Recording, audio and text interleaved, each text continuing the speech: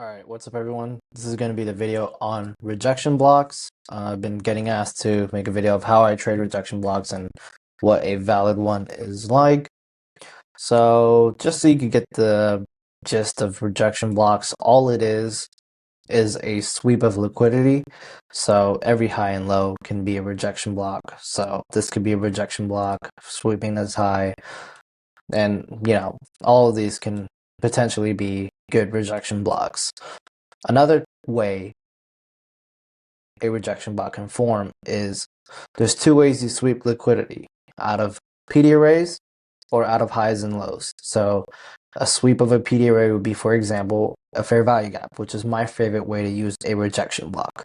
So I have criterias for the way I trade rejection blocks. So to understand what a rejection block is, it's just a rejection block is a sweep of, okay? So that's all a rejection block is, just a sweep of liquidity. Okay. And then there's a few criterias for you, well, for me, that make a rejection block valid. But I'm just going to go through the chart and show you some candidates for rejection blocks. So we have this. That could be a rejection block. It's sweeping lows here. This is a high, so this current high can be a rejection block since it's sweeping something over here, which is previous day high. So there's a ton of them. All these lows right here could be good candidates for rejection blocks as long as they're sweeping liquidity. But not all of these are valid and tradable. Like, for example, this one you probably would have used as a rejection block since it swept the low and probably sweep some other lows around here somewhere. But limit you probably wouldn't get much with it, right? So that wouldn't be a valid rejection block. But here are the criteria that make a valid rejection block in just the exact way I trade it. So let me actually do text so I can anchor this. So one, you have a bias. A bias is not formed by PD array, not PD arrays, but it's not formed by a rejection block forming. A rejection block is simply just an entry trigger for you to enter.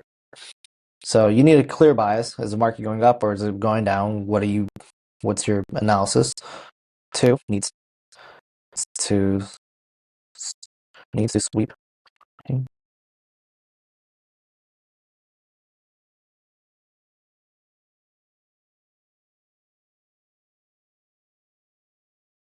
So the way I trade them is displacements from high time frame fair value gaps. Okay.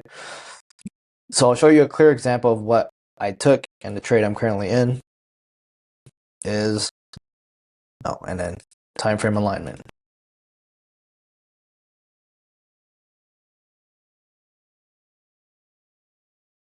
Okay, I'm gonna anchor this here. Let's move this up a little bit. Okay, so we need a bias. As I mentioned in the Discord, I am looking for this weekly fair value gap to get hit.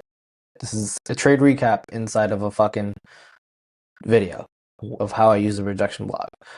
So in this video, I'm going to give you the recap of why I took this rejection block. So we have a weekly fair value gap. What's the aligned time frame with the weekly? It's a 4 hour. Okay, so we have a 4 hour that taps in, cleanly rejects. Now, a lot of people care what candle this rejection block turns. I don't necessarily care what the candle. It could be red or green. It could be a red candle. As long as it's displacing outside of the fair value gap, not closed within, I'll count it as a rejection block. So this is a 4 hour rejection block. So this is a rejection block I took. Now, here are the criteria that I'm looking at. My bias is bullish once we hit this weekly. It's sweeping liquidity, which is all these lows right here, all this trend of lows, and this low right here that's right above the weekly. So swept all these. It's displacing from a high time frame fair value gap, which is a weekly. So high time frame fair value gap means 15-minute, 1 hour, 4 hour, daily, weekly, monthly, and etc. You're probably not going to go past the weekly or monthly, but to each your own. most of you guys are going to trade the daily and lower. So I have that. I have a high time frame delivery. So I'll show you what happens in this 4 hour. And you could generally take this anywhere. Okay, I'm going to delete that. So this is a swing trade I'm in. Okay, so we got this 4 hours displacing. This is a new day open. Wow, I hate when it does that. This is a new day open. So I'm looking, why is it doing that?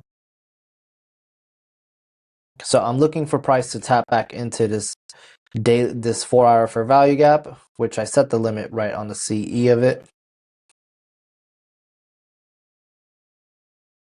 And you could generally take these with 20 points of risk, just depending on the size of the rejection block. I take them with 20 to 25, just depending on the size. So this one could have gotten away with 20, which is what I did.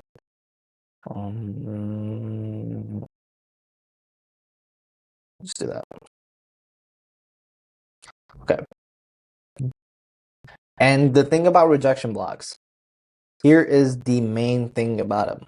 You don't want price to stick around the area where it's supposed to be rejecting from.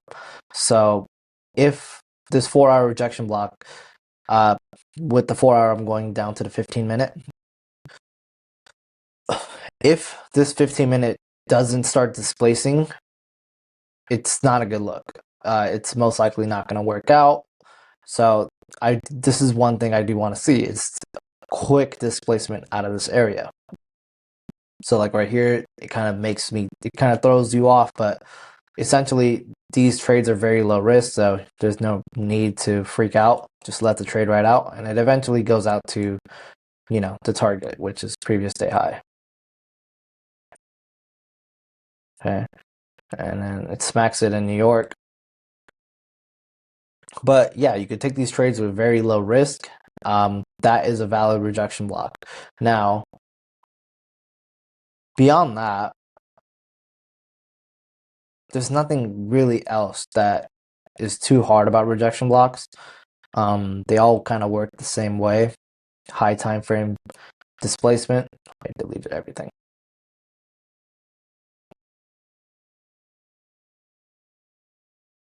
Okay.